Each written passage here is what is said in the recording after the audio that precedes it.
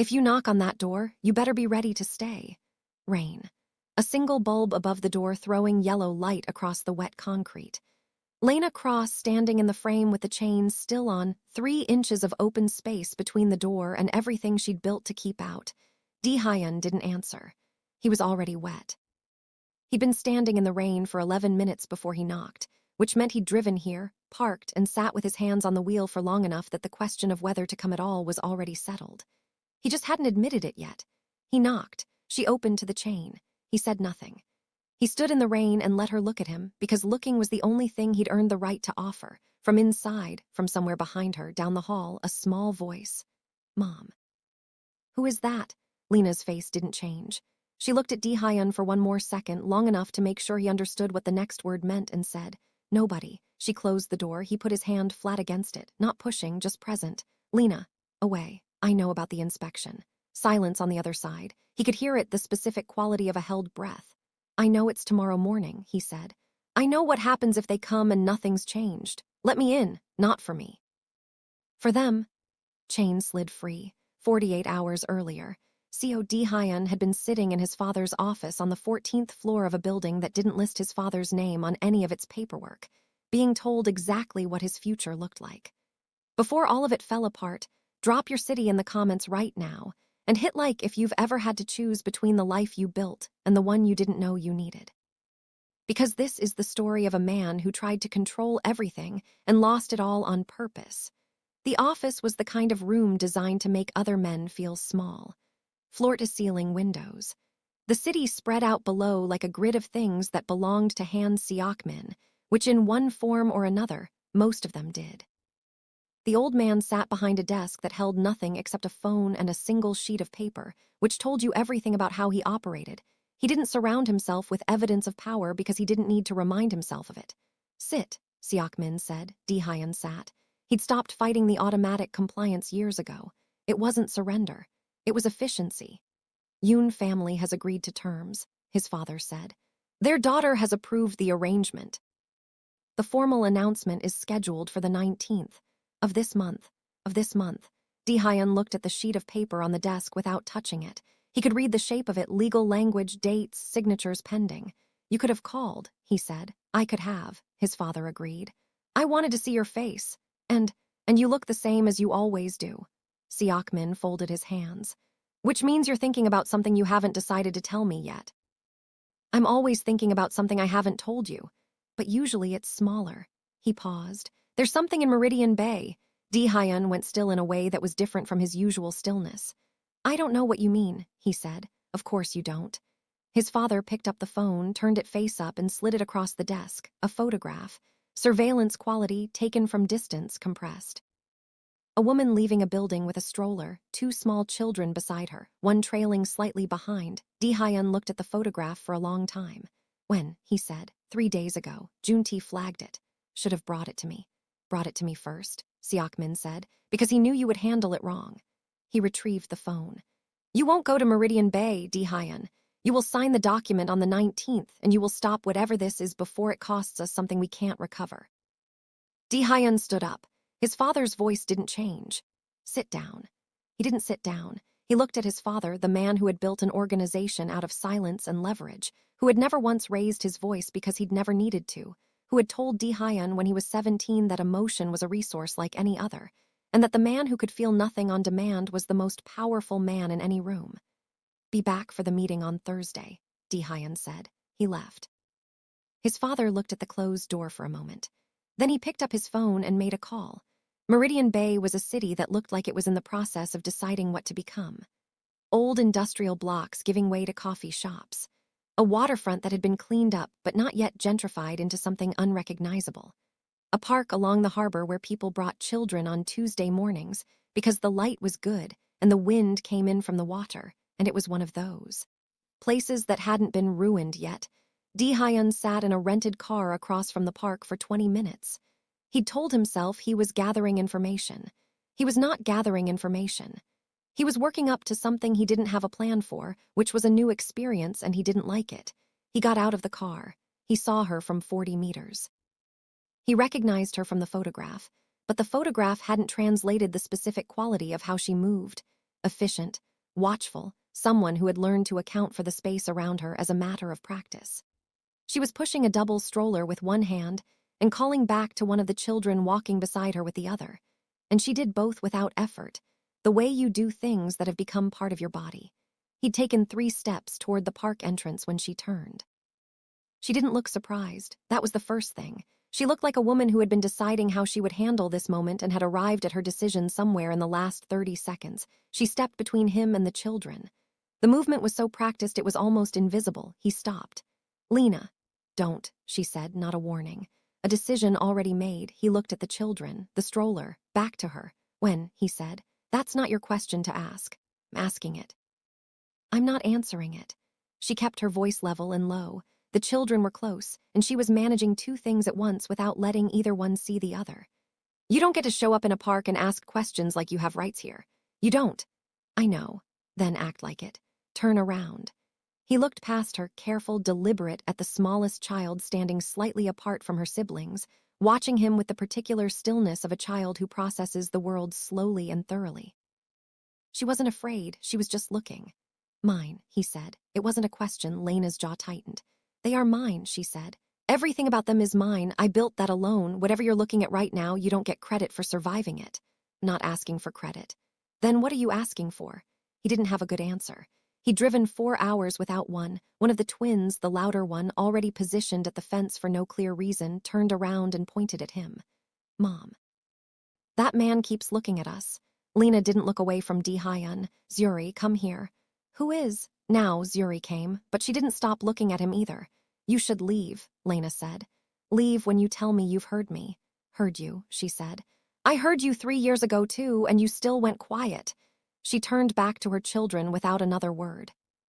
He stood at the park gate and understood, correctly, that she had just told him everything that mattered, and that the only choice he had left was what to do with it. He didn't leave Meridian Bay. He booked a room at a hotel 7 blocks from her apartment and told Jun-T to find him everything that could be found through channels that didn't require approaching her directly. He told himself this was due diligence. Jun-T told him something different. "Running a surveillance operation on a woman and her children," Jun-T said, standing in the hotel room doorway with a tablet in one hand and his coat still on. "I want to make sure you're hearing yourself. I'm gathering information so I know what the situation actually is." "That's what I just said." "Jun-T. I'm not judging, I'm nodding." He put the tablet on the desk. "Because what I'm about to show you is going to make you want to do something, and I need you to decide in advance what kind of something that's going to be." He left the tablet and sat in the chair by the window. Dae-Hyun opened the file. It took him 11 minutes to read it. He read it the way he read everything, sequentially, without reaction, all the way to the end before going back to the parts that required processing. The housing situation. The financial margin, which was not a margin, it was a thread. Sanny's therapy, occupational, sensory, speech, running at reduced frequency, because the weekly rate exceeded what was available by a number that was specific and small and somehow the worst detail in the document. A pediatric appointment that had been rescheduled twice and then canceled. An overdue notice from a utility company. And then, at the bottom, a formal letter from the Meridian Bay Department of Children and Family Services. A concern report. A scheduled home assessment. He set the tablet down. He sat for a moment. "Who filed the concern report?" he said. "Building management." "There's a documented dispute about lease renewal. She pushed back on a rent increase and they filed within 2 weeks. That's retaliation." "It's also technically a valid report. The apartment has issues. She's reported them twice. They haven't been fixed." "When is the assessment?" "Tomorrow morning, 8:30. Dae-Hyun looked at the window. At the city outside, a version of the same city she was navigating 3 years alone, in buildings that filed complaints against her for asking to live in conditions that worked. "You're about to do something," Jun-T said. "Yes." "Does it involve me driving you somewhere at an unreasonable hour?" "Probably." "I figured." Jun-T stood up. "For what it's worth, and I know it's not worth much, you're treating this like an operation. It's not an operation." "I know." "Do you?" A pause. "I know it's not," Dae-Hyun said. "I don't know how else to start." Jun-T looked at him for a moment. long enough that it was something other than a look. "That," he said, "might actually be the most honest thing you've said since I've known you." He left. Dae-Hyun sat with the tablet until the screen went dark. She opened the door because she believed him about the inspection. That was the only reason, and she knew it, and she let him see that she knew it, because the worst thing she could do right now was let him think this was anything other than a calculated decision. The apartment was controlled chaos. It had the organized survival quality of a space where the same person did everything, all the time, without a net, every object in its place, not from tidiness, but from necessity, from knowing that one misplaced thing in a morning of an inspection could read wrong to someone with a clipboard and a legal obligation to notice. Sanny was in the corner of the living room, on a mat with her weighted blanket around her shoulders, rocking slightly. The overhead light was off, a dim lamp in the corner. The social services appointment was 8 hours away, and the apartment felt like a held breath. Zuri was on the couch with her arms crossed, and her eyes on Dae-Hyun from the moment he came through the door, with the specific focused hostility of a 3-year-old who has decided something and would like everyone to know. "I don't want him here," Zuri said. "I know," Lena said. "Then why is he here?" "Because I made a decision. When you're bigger, you can make yours." Zuri looked at Dae-Hyun. "I don't like you," she said, with the flat certainty of a child who has not yet learned that this is something you're supposed to keep private. "Okay," Dae-Hyun said. "Don't try to make me." "I won't." She assessed him. Something about the directness of that answer, no negotiation, no performance, seemed to surprise her. She uncrossed her arms slightly, then remembered she was hostile and crossed them again. Cairo appeared from the hallway in pajamas, looked at Dae-Hyun, and then looked at his mother. "Is he staying?" Cairo said. "For now," Lena said.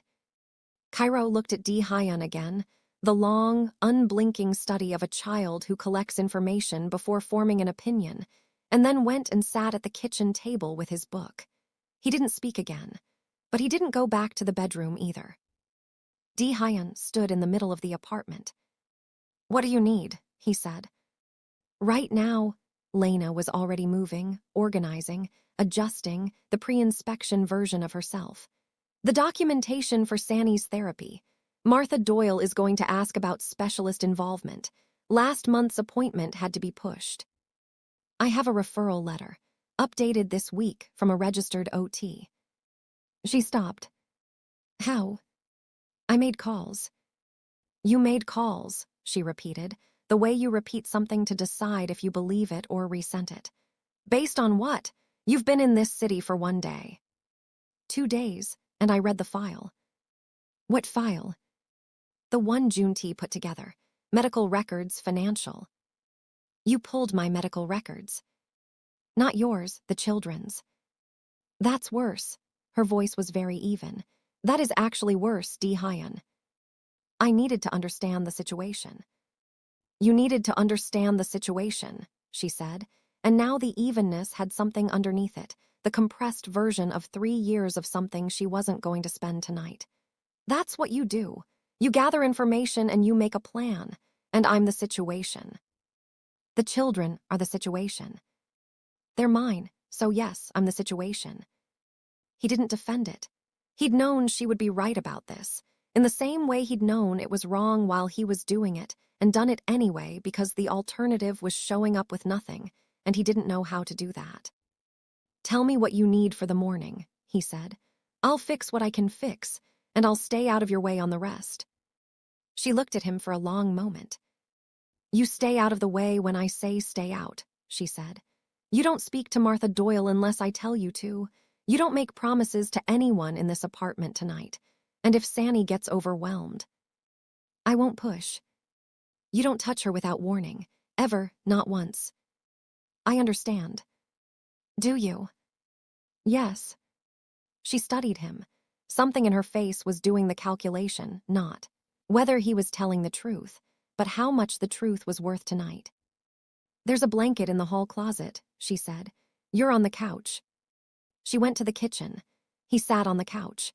From the corner, Sanny's blanket shifted, and she looked at him briefly, just a look, no assessment, no fear, and went back to her internal geography. Dae-Hyun sat very still and let the apartment happen around him. It was the hardest thing he'd done in months. Martha Doyle arrived at 8:27 with a canvas tote bag, a travel mug, and the specific unhurried energy of someone who had done this enough times to know that urgency was usually a sign something was being hidden. She was not unkind. She was also not easily managed, which Dae-Hyun registered immediately and filed as something to respect rather than work around. She shook Lena's hand. She looked at the apartment. She looked at Dae-Hyun. "And you are," she said. "The father," Lena said, before he could answer. She said it the way you state a fact, not warmly, not proudly, just accurately, and everyone in the room was going to treat it as accurate whether it was comfortable or not. Martha looked between them. She'd done this long enough to know that the father showing up the morning of an inspection meant either something was being staged or something had genuinely shifted. She would spend the next hour trying to determine which. "How long have you been in Meridian Bay?" she said to Dae-Hyun. 2 days. "Were you living here before?" "No." "Are you intending to?" "That's a conversation I'm still having with Lena." Martha looked at Lena, who was doing the most impressive job of neutral expression Dae-Hyun had ever witnessed. "We're working it out," Lena said. "It's recent." Martha nodded. She was not convinced of anything, but she was also not making a decision yet. She asked to see the therapy documentation. Dae-Hyun provided the referral letter. She looked at it, then at him, then set it with her other papers. "Sanny," she said, looking at the smallest child, who was in the corner with her blanket. "Does she interact with visitors typically?" "On her schedule," Lena said. "She doesn't do well with pressure." Martha looked at Dae-Hyun. He was already sitting on the floor. Not dramatically, he hadn't made a moment of it.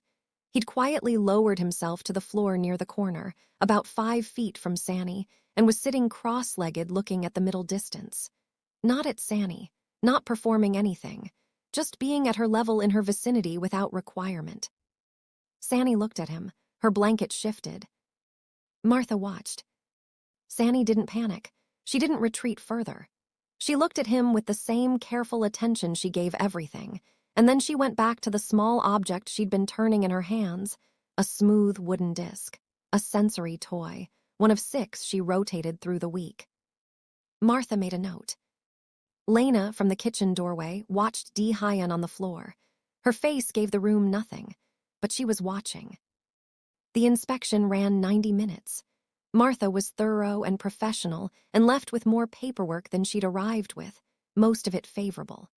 At the door, she told Lena the preliminary assessment would be filed within 48 hours, that she was noting the father's present involvement as a positive factor, and that she'd be back in 6 weeks for a follow-up. She shook Lena's hand. She looked at Dae-Hyun. "The floor thing," she said, tilting her head slightly. "That was good." "I was just sitting," he said. "That's why it was good," she said and left. Lena closed the door. She stood with her back to it. Zuri was eating cereal at the table and had entered, at some point in the last 20 minutes, into an elaborate disagreement with Cairo about the correct order in which to eat a meal that had only one component. "You eat it in a circle," Zuri was saying with great authority. "Cereal doesn't have a circle," Cairo said. "Everything has a circle if you think about it right." "That doesn't," Cairo looked up, realized Dae-Hyun was watching, and straightened slightly. "She does this," he said, by way of explanation. "I don't do anything," Zuri said. "I'm correct." Dae-Hyun pressed his knuckle against his mouth. Lena saw it. She turned away before it could mean anything. "Thank you," she said, her voice was precise, "for this morning." "You don't have to." "I'm not thanking you for you, I'm thanking you for them." She turned to look at him. "Those are different things, and I need you to understand that." "I do." "Good." She picked up her coffee from the counter. "Now explain the referral letter, because that's not something you arrange in 2 days without access to her actual records." He explained it. She listened. She did not interrupt. When he finished, she was quiet for a moment. "You're going to tell me," she said. "Every time you do something like that, before you do it, not after." "Yes. If you go around me again, I pull back everything. The door closes. That's not a negotiation." "I understand." She looked at him. "What do you actually want?" she said, not aggressively, like a real question asked carefully. He thought about it. That was the thing that surprised her. She'd admit later to herself. He actually thought about it, instead of reaching for an answer. "I want to be present," he said. "I want to learn who they are. I want to do whatever the version of making up for this looks like, if there is a version." "And me." A pause. "I want you to believe I'm not the same man who went quiet," he said. "I don't expect you to. I'm just telling you what I want." She drank her coffee. "Saturdays," she said. 2 hours. You're not alone with them yet. You check in before you make any calls, send any paperwork, do anything that touches this family. Any of it." "Okay." "And Dae-Hyun." "Yeah.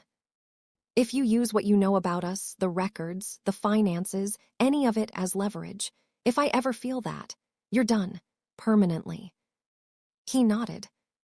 She put her coffee down and went to check on Sanny, and the conversation was over, and that was that. He came back on Saturday, and the Saturday after that, and the one after that. He was not good at it. That was the thing nobody had told him, that showing up was the beginning of the work, not the work itself. He'd imagined, in some operational corner of his mind, that presence was a form of solution. You appear, you provide, the situation stabilizes. It was nothing like that. The apartment ran on rhythms he didn't understand and couldn't predict. Sanny had specific textures she couldn't tolerate, specific sounds that arrived without warning, and undid her in ways that had no clean resolution. Zuri's rejection of him had evolved from outright hostility to a sophisticated program of tests. She would ask him questions with wrong answers built in, and wait to see how he handled being wrong. The first week, he handled it badly. "Who's faster?" Zuri said from the couch, arms folded during his third visit. "A cheetah or a lion?" "Cheetah," he said, which was correct. "Wrong," she said immediately. "It's not," he stopped. She was watching him with complete attention. "Okay, why is it the lion?" "Because the lion wins." "Winning and being fast aren't the same thing." "In my world, they are." Cairo looked up from his book. "She does this to everyone." "I'm aware," Dae-Hyun said. "Last week, she told the mail carrier that stamps were invented in our building." "I was experimenting," Zuri said with dignity. "With what?" Dae-Hyun said. "With what people believe." She considered him. "You didn't believe me about the lion." "No." "Good." She unfolded her arms fractionally. "I might keep you." He did not let himself react, but Cairo caught his eye and gave him a brief, solemn nod that meant, "That is the best outcome you could have hoped for." 3 weeks in, he was washing dishes after dinner. He'd started doing this without being asked, quietly, because it was something that needed doing and he was there, when Lena came into the kitchen with a stack of mail and stopped. "You don't have to do that," she said. "I know." She stood there a moment. "I'm trying to figure out what you want from this," she said, not accusatory, genuinely working it out. "I told you." "You told me what you want. I'm trying to figure out if I believe it." He turned off the water. "Ask me something real," he said. She looked at him. "Why did you go quiet?" she said. "Not the organization, not your father. You, why did you stop answering?" He set the dish on the rack. "Because my father made me choose, and I chose the thing I already knew how to be," he said. "Because I was afraid that whatever I felt for you was going to be the part of me that got used against me, and the only way to protect it was to cut it off." "So you cut me off instead?" "Yes." "And the children." "I didn't know about the children." "But you knew about me." "Yes." She looked at him for a long time. "I nearly lost Sanny at birth," she said. "She was in the NICU for 18 days. I sat in that room alone every day and I told myself it was fine that you didn't know, Because if you'd known and still not come, that would have been something I couldn't survive. He didn't move. He didn't look away. I'm sorry, he said. It was not a sufficient thing to say. He knew it wasn't. He said it anyway because it was true, and true was all he had. She nodded. Once. The way you acknowledge a thing without accepting it as payment. The dishes go in the left cabinet, she said. Not the right. She went back to the living room. He put the dishes in the left cabinet. He knows she almost kicked him out, and what he chose to do is the part that changes everything. Before we get there, is he earning it, or is this still control wearing a softer face? Drop your answer in the comments. And hit like, because what's coming next is the part of this story that doesn't have an easy answer. He found out about his father's move from Junti at 6 in the morning, 3 days after Lena had let him start staying through dinner. Junti called before he spoke. Before you say anything, I didn't know he was going to do this. What did he do? He froze the account linked to the housing arrangement, the one that was covering the deposit on the new apartment. Dae-Hyun went still. He also contacted the landlord at her current building. Not directly. Through a firm. Renewal terms have changed. The new rate is 40% above the old one, effective next month. That's forcing her out. Yes. While the current unit still has documented structural issues, she's reported twice. Yes. Junti. I know. He also sent people. 2, running observation on the street outside since yesterday morning. He didn't send them to do anything, just to be seen. The kind of message that didn't require words. He wants her to know the radius, Dae-Hyun said. He wants you to know he knows the radius. She's secondary. Dae-Hyun sat on the edge of the hotel bed that he'd barely used in 3 weeks and looked at the wall. Does she know any of this yet? Not the account, not the observation. The rent notice will arrive today. I need to tell her. Yes. Today. Yes. Before she gets the notice. Ideally, before she opens the mail. He was already moving. He didn't make it before the mail. She was at the kitchen table when he arrived. The envelope was open. She was reading the letter in the particular stillness of someone who has received bad news and is deciding which version of their response to deploy. She looked up when he came in. Her face told him she already knew what he was there to tell her. The rent, she said. Yes. You're doing. My father's. Different thing. Yes. Is it? She set the letter down. Because I specifically asked you, I told you directly that if I ever felt leverage. This isn't me. I came here to tell you before you found out another way. You came here to manage the situation. Lena. Don't. Her voice cracked on the word, just slightly, the first time he'd heard her voice do that, and it was worse than anything she could have said at full volume. I had 3 years of building something my way, my name on everything, no one's hand on any of it, and you come back and 3 weeks later there are men on my street and my landlord has a new number. I didn't put them there, but they're there because of you. He couldn't argue with that. You brought that world here, she said. You said you left it, you said. I left it, he said. It didn't leave me. Those aren't the same thing, and I should have said that clearly when we started this. She looked at him. Is she in danger? Lena said. Not all of them Sanny specifically. He understood why. No, this is my father managing me, not threatening them. He doesn't operate that way. You're sure? Yes. And if you're wrong, then I'll handle it. That's not an answer. It's the only one I have. She stood up. She walked to the window and looked at the street below, the specific way you look at a street when you're checking it for something you didn't use to check for. I need you to leave, she said. Lena. Not forever. Today. Right now. I need you to leave, and I need to think, and I need to make a decision about what this actually is before I let you back in that door. He picked up his jacket. He got to the door, stopped. I'm going to handle my father, he said. Not for you, not to prove something, Because I should have handled it before I came here and I didn't, and that's on me. She didn't answer. He left. The meeting with Han Seok-min was on the man's own ground, the office, the 14th floor, the desk with nothing on it. Dae-Hyun didn't bring Jun-Tae. He went alone on purpose, because going alone was the one thing his father had never expected of him. Seok-min looked up from whatever he'd been reading. He was unsurprised. He was always unsurprised. That was his power. He'd already accounted for every version of this conversation.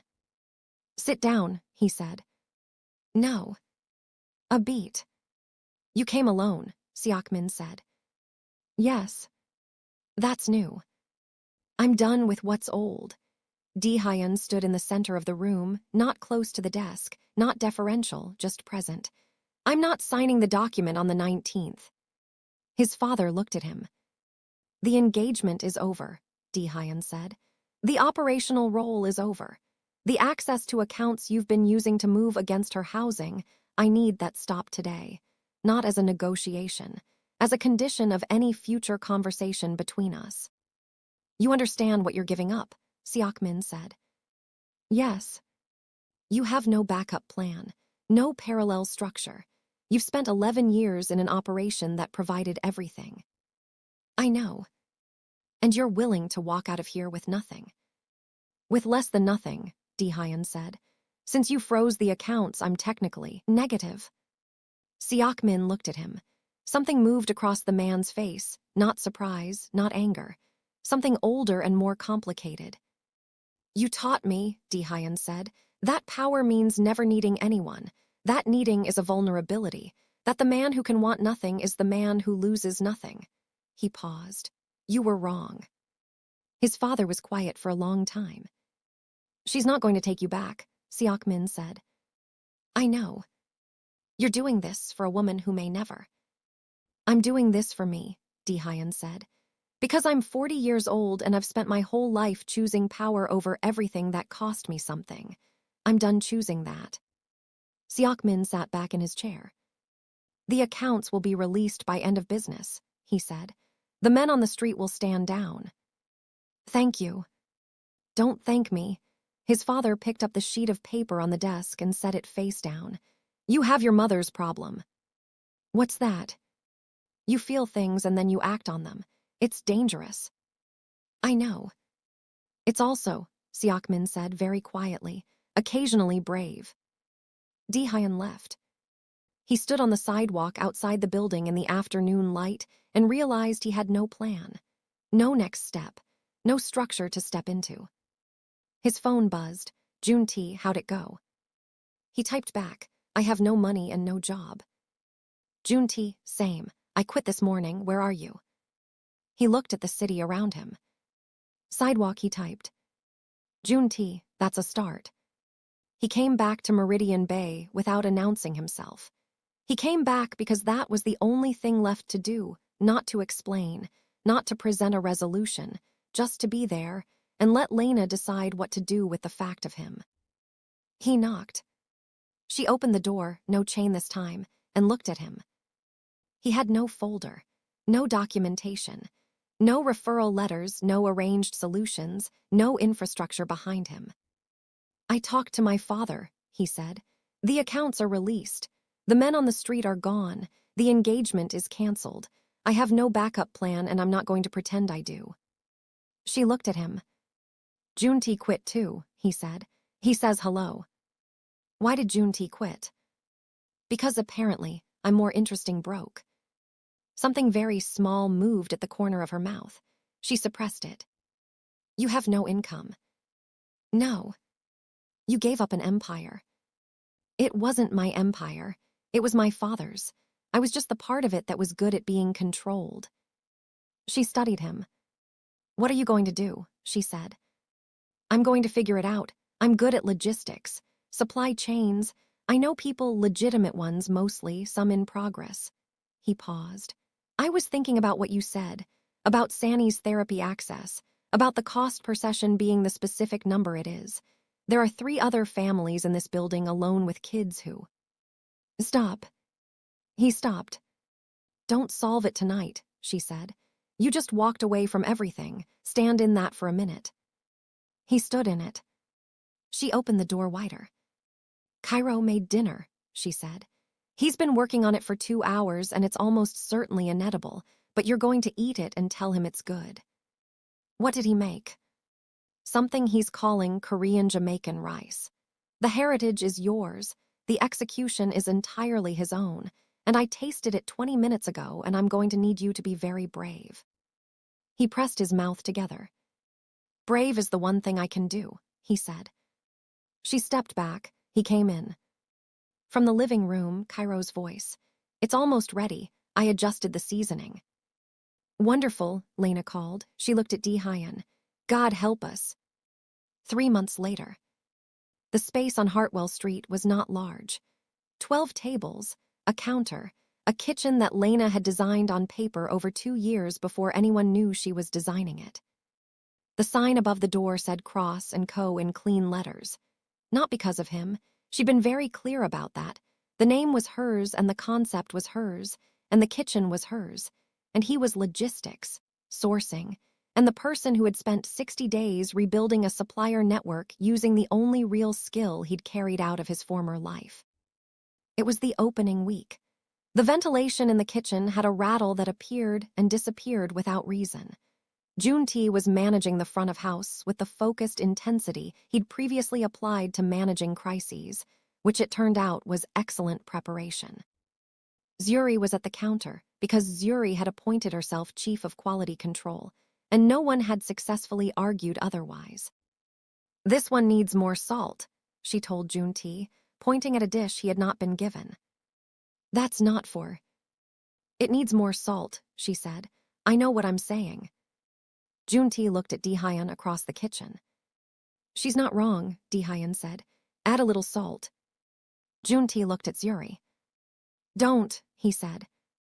I won't do a victory thing, she said. She did a very small victory thing. Sani had found the corner near the pass-through, where the warmth came through and was sitting with her sensory toy, regulated, present, humming something that didn't have a name yet. Dae-Hyun had learned to read her states over 3 months, the colors of her, the textures of her moods, in the same way he'd once learned to read rooms, except that reading Sani required giving up the part of you that assumed you already knew what something meant. He was standing near the prep station when she walked over to him, not to anyone else, to him. She looked at his hand. She put her small hand in his. She didn't look up. She just held on. Dae-Hyun stood very still. He did not make anything of it. He just let his hand be a thing she was holding, because that was what she needed, and that was what he was there for. Lena, coming through from the dining room, saw it from the doorway. She stood there for a moment, just looking. That night, after the kitchen was closed and the children were asleep in the back room on a portable setup Junti had assembled with suspicious expertise, Lena and Dae-Hyun sat on the step at the restaurant's back door. The alley smelled like cardamom in someone's distant grill. The city was its nighttime self. I'm not asking you to forgive me, he said. She looked at the alley. I know, she said. I'm asking for time I don't deserve.